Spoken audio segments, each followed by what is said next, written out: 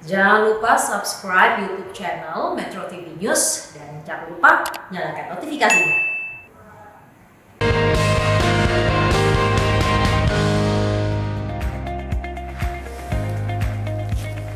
Terima kasih pemirsa, Anda masih bersama kami di Selamat Pagi Indonesia dan berikut kita hadirkan informasi dari Lampung. Ini ada puluhan anak di Provinsi Lampung yang harus menjalani rawat jalan akibat kecanduan gawai atau gadget.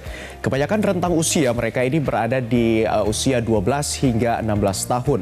Kasus adiksi internet ini semakin meningkat pemirsa sejak program pembelajaran online diterapkan. Di Rumah Sakit Jiwa Kurungan Nyawa Lampung, puluhan anak menjalani rawat jalan setelah mendapatkan pengobatan di rumah sakit jiwa ini. Akibat kecanduan gadget atau gawai, mereka mengalami gejala ringan hingga berat. Dari mulai gelisah jika tidak bermain gadget, hingga bersikap agresif terhadap orang tuanya jika tidak bermain gadget. Berdasarkan data Rumah Sakit Jiwa Kurungan Nyawa Lampung, sejak awal tahun 2021 ada sebanyak 2 hingga 3 anak yang datang berobat setiap minggu, meski hingga kini tidak satupun dari mereka yang menjalani rawat inap di rumah sakit ini. Kasus kecanduan gadget meningkat sejak penerapan sistem belajar daring diterapkan, tingginya frekuensi memegang gadget setiap harinya, serta banyaknya aktivitas di rumah yang dihabiskan dengan bermain gadget. Satu sisi harus ada kebijakan yang membatasi bagaimana internetnya menjadi sehat, anak-anak bisa akses tanpa orang tua harus takut anak membuka yang aneh-aneh gitu.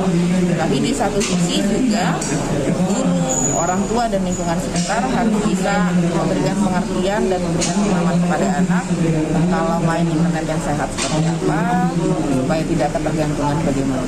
Tetap harus ada aktivitas fisik ya. Jangan jadi yang ditampilkan adalah anak-anak ketika pegang HP terus lupa dengan lingkungan. Pemirsa, kecanduan gawai menjadi masalah baru saat kebijakan belajar dari rumah diterapkan akibat pandemi COVID-19. Lantas apa saja dampaknya dan apa keluhan dari pasien yang mengalami kecanduan gawai di Provinsi Lampung? Melalui sambungan telepvideo kita sudah tersambung dengan Retno Riani, psikolog klinis RSJ daerah Provinsi Lampung langsung dari Pesawaran Lampung. Selamat pagi Bu Retno. Selamat pagi, Mas Ardi. Ya, Bu Retno, kami ingin mengkonfirmasi sejauh ini sudah ada berapa anak yang dirawat di Rumah Sakit Jiwa Daerah Lampung, Bu, hingga hari ini? Dari data yang kita peroleh dari rekam medis, itu setiap bulan kisarannya ada 12 anak yang kontrol maupun ini pasien baru. Ya, ini rawat jalan ya, Bu ya? Iya, rawat jalan. Oke, sejauh ini apakah sudah ada yang direkomendasikan untuk rawat inap? Kalau dari data yang kita ketahui di rekam medik belum ada. Belum ada ya? Rawat inapnya. Baik, Bu Retno, ketika anak-anak ini datang untuk mendapatkan rawat jalan, apa saja sebenarnya keluhan yang mereka berikan ataupun yang didapatkan dari sana? Jadi biasanya ada beberapa pertanyaan yang untuk mengindikasikan bahwasannya seseorang itu sudah masuk ke dalam kecanduan gadget. Jadi misalnya gini ya, apakah Anda sering merasa tidak nyaman jika gadget tidak bersama dengan Anda? Kalau misalnya jawabannya ya, nah itu artinya perlu diwaspadai. Kemudian apakah Anda sering keberatan jika tidak memegang gadget meski hanya sebentar? Karena memang dia harus selalu dekat dengan gadget. Kemudian apakah Anda sering menggunakan gadget di waktu makan? Jadi harusnya waktu makan itu adalah waktu berkumpul, waktu ngobrol, waktu menikmati makanan, tetapi dia tidak pernah bisa lepas dari gadget. Kemudian di tengah malam yang bersangkutan itu sering memeriksa status-status yang ada. Kenapa? Karena itu terpikir dia harus selalu melihat kepada HP-nya.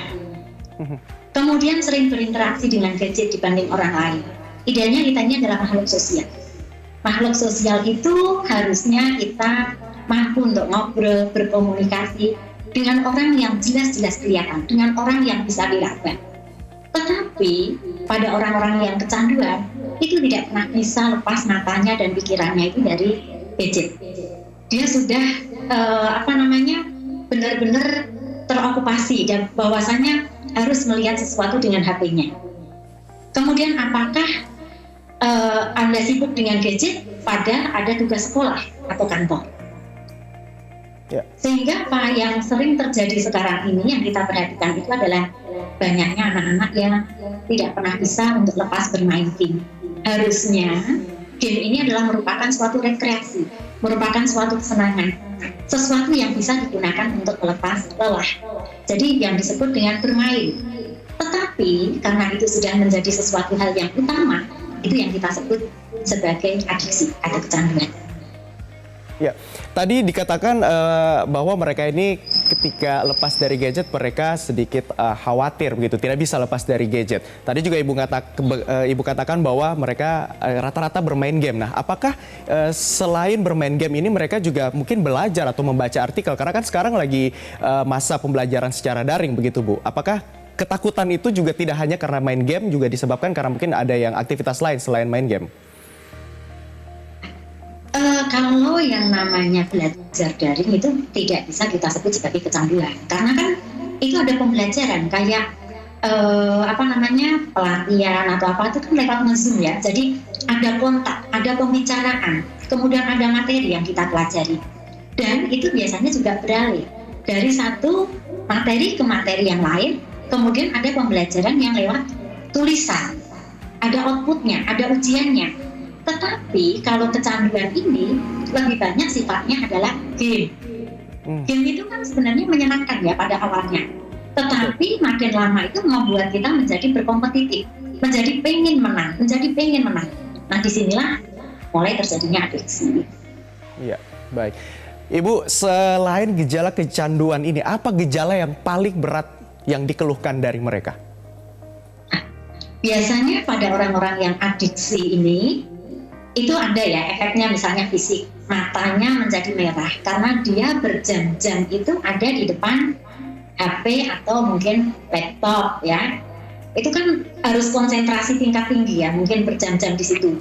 Nah, dia akhirnya matanya menjadi lelah merah. Kemudian nyeri di bagian tubuh, ini biasanya di sini punggung itu. Ini kan artinya nggak sehat ya.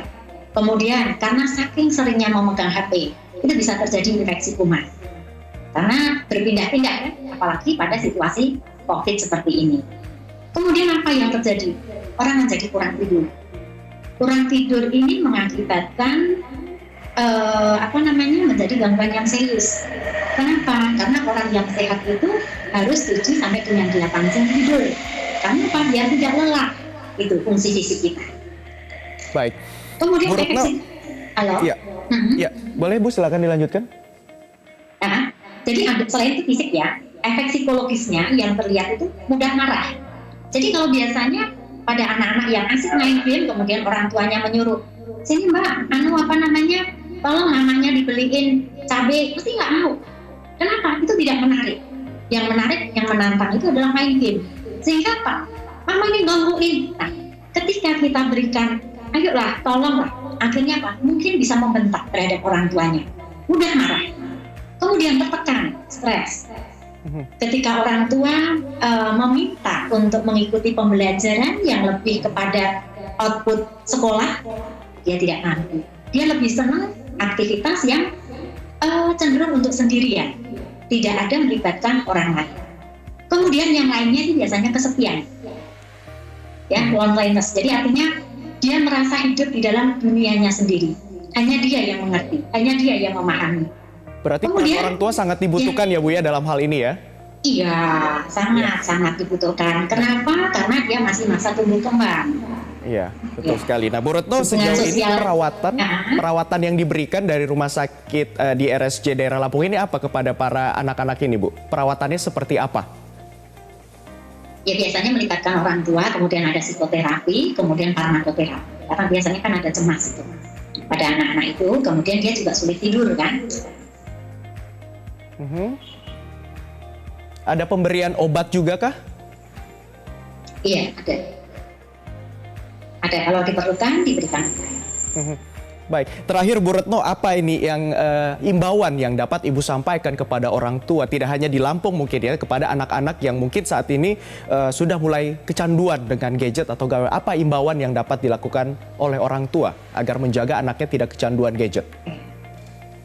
Sebenarnya yang utama dan pertama itu batasi waktu untuk bermain HP. Jadi orang tua harus memberikan aturan yang jelas dan tegas. Jadi kapan dia boleh bermain HP? Dalam satu hari itu berapa jam? Tapi orang tua juga tidak boleh asik bermain HP. Karena bagaimanapun anak-anak itu kan belajar peran, modeling di situ.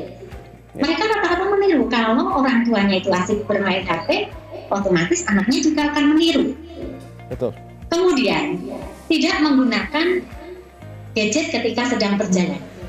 Jadi ketika misalnya kita bepergian, lepaskan HP itu. Tertawalah dengan manusia yang sesungguhnya. Tidak tertawa dengan HP itu. Karena kan akhirnya semu. Kita ketemu dengan orang-orang di dalam dunia maya. Tetapi dunia yang kita hadapi, kita menjadi hampa. Baik. Kita lebih senang berhadapan dengan sesuatu yang tidak nyata. Kemudian pada saat makan, ini kalau saya menganjurkan ketika saat makan tinggalkan HP, ngobrollah pada saat sekolah. Apa yang terjadi?